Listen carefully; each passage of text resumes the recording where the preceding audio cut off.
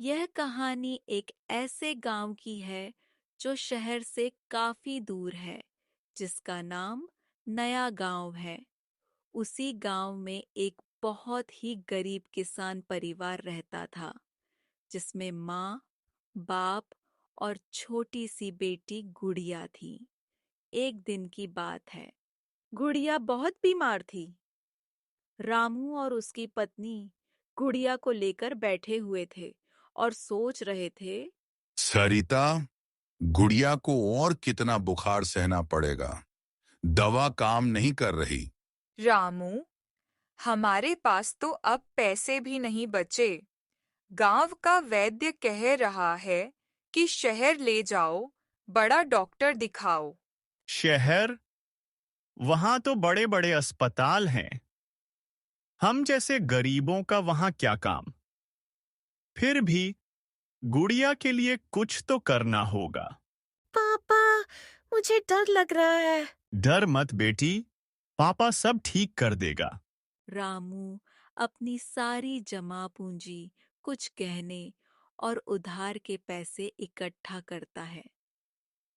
वह और सरिता गुड़िया को लेकर शहर के सबसे बड़े अस्पताल लाइफलाइन हॉस्पिटल के लिए निकल पड़ते हैं। लाइफलाइन हॉस्पिटल सभी लोग पहुंचते हैं। रामू और सरिता गुड़िया को गोद में लिए डरते डरते अंदर जाते हैं। रिसेप्शन पर एक महिला बैठी है। बहन जी, मेरी बेटी को बहुत तेज बुखार है। कोई अच्छा डॉक्टर दिखा दीजिए। डॉक्टर विक्रम मेहरा यहाँ के बेस्ट हैं, लेकिन उनकी फीस 5,000 रुपए है और टेस्ट अलग से होंगे। इतने पैसे तो मेरे पास नहीं हैं। कुछ कम कर दीजिए, मेरी बेटी मर रही है। यहाँ ऐसा नहीं चलता। पैसे जमा करवाइए, फिर अपॉइंटमेंट मिलेगा। रामू और सरिता एक दूसरे को देखते हैं। रामू अपनी जेब से कुछ नोट निकालता है, जो मुश्किल से 2,000 रुपये हैं। ये लीजिए, बाकी मैं जल्दी दे दूंगा। बस मेरी बेटी को बचा लीजिए। तभी डॉक्टर विक्रम मेहरा वहां से गुजरते हैं। वह रुकते हैं और स्थिति को देखते हैं। क्या बात है? ये लोग क्यों शोर मचा रहे हैं? सर, ये लोग फीस नहीं दे पा रहे। कह रहे हैं बच्ची बीमार है। ठीक है, इन्हें मेरे केबिन में भेज दो, मैं देखता हूँ। रामू और सरिता को थोड़ी राहत मिलती है। वे गुड़िया को लेकर डॉक्टर विक्रम के केबिन में जाते हैं। डॉक्टर विक्रम का केबिन आलीशान है।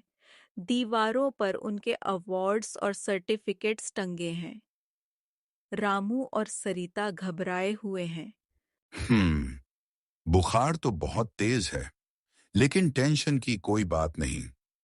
कुछ टेस्ट करवाने होंगे, ब्लड टेस्ट, सीटी स्कैन और एमआरआई। इतने सारे टेस्ट? कितना खर्चा आएगा डॉक्टर साहब?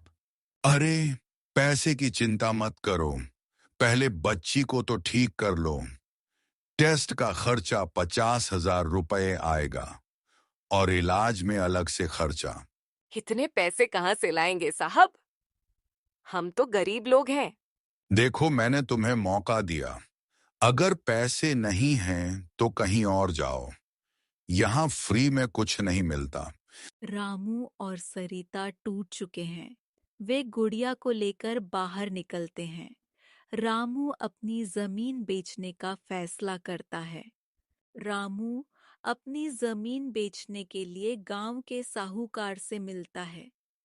साहूकार उसकी मजबूरी का फायदा उठाता है और जमीन औने पौने दाम में खरीद लेता है।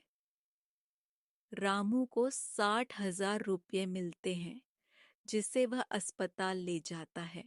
ये लीजिए 60,000 रुपए। अब मेरी बेटी का इलाज शुरू कीजिए। ठीक है, टेस्ट करवाएंगे, लेकिन इलाज का खर्चा बाद में देना होगा। तुम्हारी बेटी को एक रेयर इन्फेक्शन है, इसका इलाज कम से कम 2 लाख रुपए का होगा। और हाँ, जल्दी करो, वरना बच्ची बच नहीं पाएगी। 2 लाख? डॉक्टर साहब, मेरे पास अब कुछ नहीं बचा। क्या कोई और रास्ता नहीं है? रास्ता? या तो पैसे लाओ या फिर बच्ची को लेकर जाओ। रामू और सरिता हताश होकर रोते हैं। तभी एक नर्स, जिसका नाम मीना है, चुपके से उन्हें सुन लेती है। वह डॉक्टर विक्रम की हरकतों से तंग आ चुकी है। मीना रामू और सरिता से गुप्त रूप से मिलती है। वह उन्हें बताती है कि डॉक्टर विक्रम गरीब मरीजों को डराकर उनसे पैसे ऐंठता है। रामू भैया, मैंने सुना कि डॉक्टर विक्रम ने तुमसे 2 लाख मांगे। सच तो ये है कि गुड़िया को सिर्फ एक सामान्य इन्फेक्शन है, जिसका इलाज 5,000 रुपए की दवाइयों से हो सकता है। क्या ये शैतान डॉक्टर हमारी मजबूरी का फायदा उठा रहा है? हाँ, और वो ऐसा कई मरीजों के साथ करता है। मेरे पास कुछ सबूत भी हैं, लेकिन हमें सावधानी से काम करना होगा। तो अब क्या करें?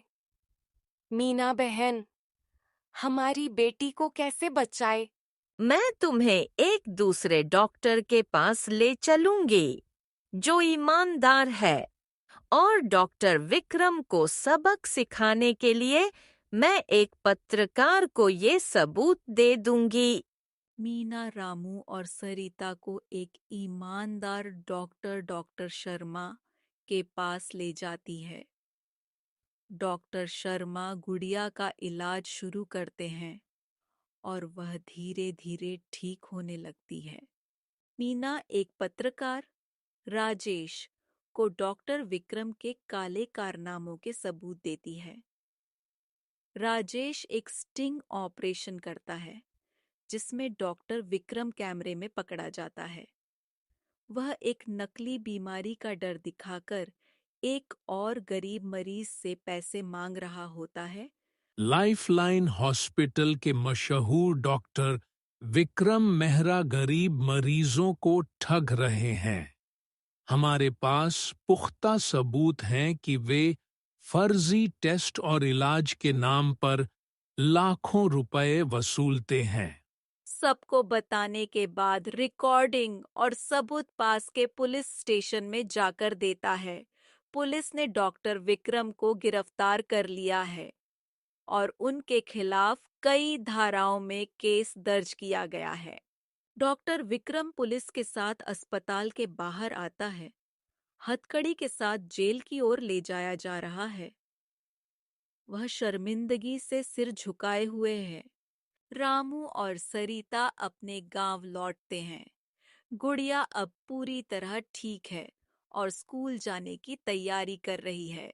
सरिता, अगर मीना और डॉक्टर शर्मा जैसे लोग न होते तो हम अपनी गुड़िया को खो देते।